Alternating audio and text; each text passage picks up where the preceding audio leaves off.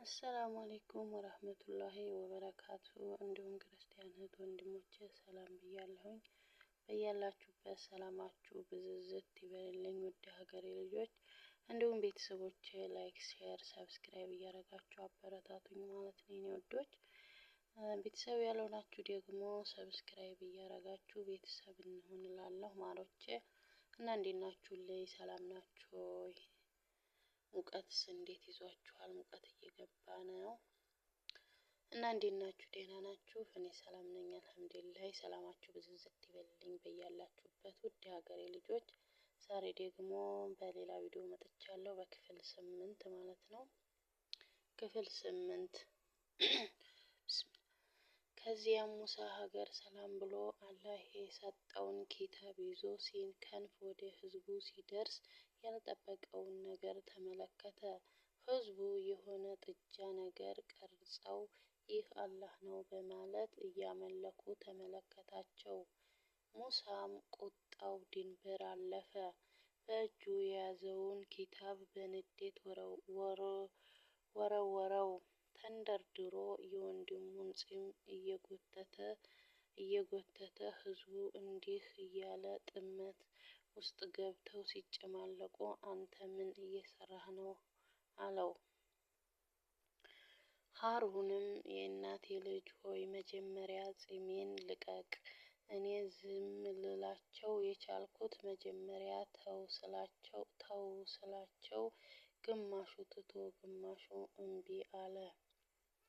እኔም ህዝቡ ለሁለት እንዳይከፈል ሰግቼ አንተ እስከምትመጣ ድረስ ዝም አልኳቸው አለው። ሙሳም ሃሩንን እዛው ትቶት ጥጃውን ወደ ቀረጸው ሰውዬ ወይም ሳሚሪ ጋ በመሄድ ምን አስበህ ነው እንዲህ ልትሰራ የቻልከው? አለው። ሳሚሪም ያላዩትን ነገር ወይም የጅብሪል ባዝራ ፈረስ የረገጠችው ምላሙን አየሁ ከመልእክተኛው። ከፈረሱ ኮቴ ድካም ጭብጥ አፈርን ዘገንኩ። በቅርጹ ላይ ጣልኳትም፣ እንደዚሁም ነፍሴ ሸለመችልኝ አለው።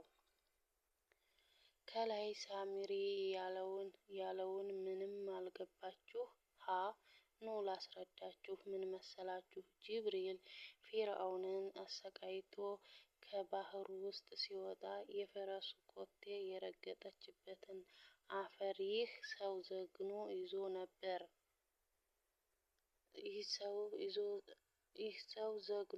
ነበር። ከዚያም ሙሳ ጌታውን ሊገናኝ ሲሄድ ይህ ሳምራዊ ከግብጽ የዘረፉትን ጌጣጌጥ አቀለጠና የጥጃ ቅርጽ ሰራበት። ከዚያም የጅብሪል ፈረስ ከረገጠችበት ቦታ የዘገነውን አፈር ደፋበት። ያን ጊዜ ከወርቅ የሰራት የጥጃ ቅርጽ እንጂ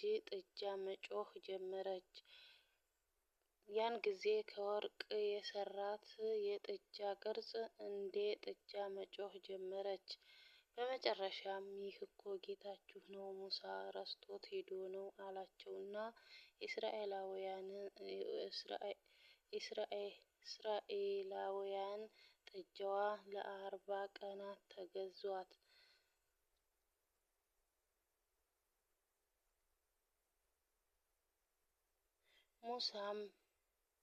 ሙሳም ለሳምሪ ሂድ፣ ላንተም በህይወትህ ለአየኸው ሰው ሁሉ መነካካት የለም ማለት አላህ ለአንተም ፈጽሞ የማትጥሰው ወይም አላህ የማይጥሰው የማይቀር ቀጠሮ አላህ ወዲያም በእርሱ ላይ ተገዢ ሆነህ ወደ ቆየህበት አምላክህ ተመልከት ብሎ ረገመው።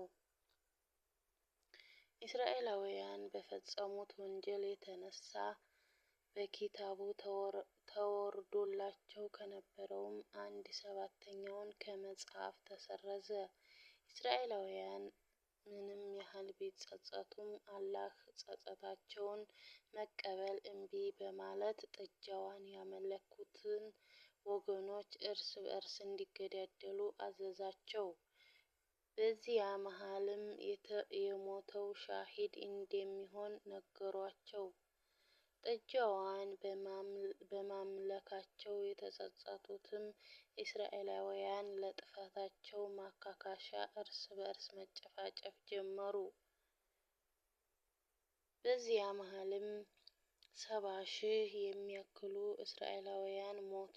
ይህን ሲመለከቱም ሙሳና ሀሩን አላህን አጥብቀው መማፀን ጀመሩ። አላህም ይቅርታውን አውርዶላቸው ግድያውን አስቆመላቸው። ከዚያም እስራኤላውያን ሙሳ አላህን ድምፅ አሰማን እያሉ ማስቸገር ሲጀምሩ ሙሳም ከእስራኤላውያን 70 እሙን ሰዎችን መርጦ እንዲጾሙ ካዘዛቸው በኋላ እዛ ጡር ተራራ ላይ ይዟቸው ወጣ። እነሱም በል አሁኑኑ የአላህን ድምፅ አሰማን አሉት። ሙሳም እሺ ብሎ ወደ ተራራው ጫፍ ይዟቸው ወጣና ልክ ተራራዋን ሲደርሱ የሆነ ዳመና ነገር መጣ። ከዚያ ዳመና ውስጥ ሙሳ ገብቶ ኑ አላቸውና አስገባቸው። በውስጡም ሲገቡ እርስ በእርስ መተያየት እንኳን ተሳናቸው። ዳመናውም ውስጥ እንደገቡ ሱጁድ አድርገው ሳለ ሙሳና አላህ ሲነጋገሩ ሰሙ። ሙሳም ከጌታቸው ጋር ያለውን ንግግር ከጨረሰ በኋላ ዳመናውን ተገፈፈ።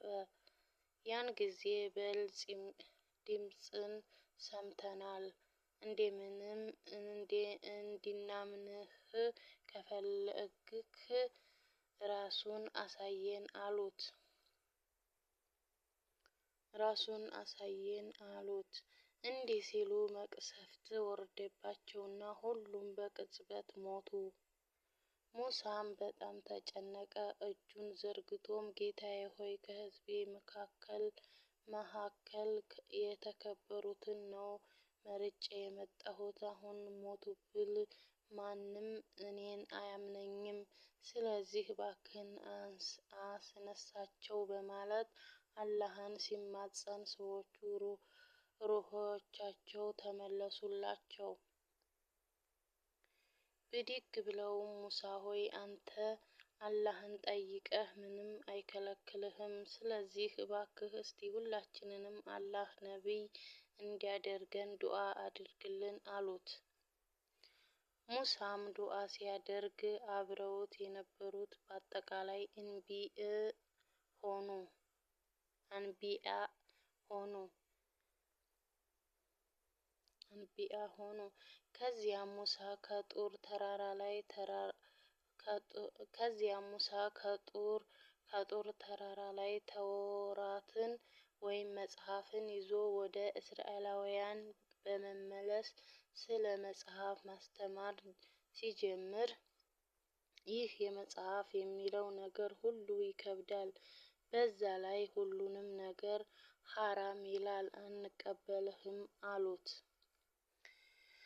የእስራኤላውያንን ጥመት አላህ ሲመለከት ጅብሪልን አዘዘውና በአቅራቢያቸው የሚገኘውን ትልቅ ተራራ ከስሩ ነቅሎ ወደ ሰማይ ከፍ በማድረግ እስራኤላውያንን ላይ እንጠለጠለባቸው። ልክ ተራራው በላያቸው የሚወድቅ ይመስላል። ከበስተኋላቸውም ደግሞ አስፈሪ የባህር ማዕበል መጣ። ከበስተ ፊታቸው ደግሞ ነበልባል እሳት መጥቶ ድቅን አለባቸው። ይህን ጊዜ ሙሳ የእስራኤል ልጆች ሆይ ይህ ያመጣሁላችሁ ተውራት ወይም መጽሐፍ የማትቀበሉ ከሆናችሁ ከላያችሁ በኩል ያለውን ተራራ አላህ ይጥልባችኋል። ከበስተፊታችሁ ባለውም እሳት ያቃጥላችኋል፣ ከበስተኋላችሁም ያለው ማዕበል ያጥለቀልቃችኋል በማለት አስገደዳቸው።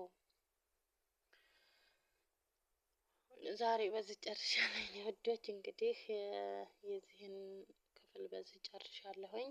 በሌላ ክፍል እስከምንገናኝ ላይክ፣ ሸር፣ ሰብስክራይብ እያደረጋችሁ እንዳትረሱ ማለት ነው ውዶች። አበረታቱኝ እና በሌላ ቪዲዮ እስከምንገናኝ በሌላ ክፍል አሰላሙ አለይኩም ወራህመቱላሂ ወበረካቱ።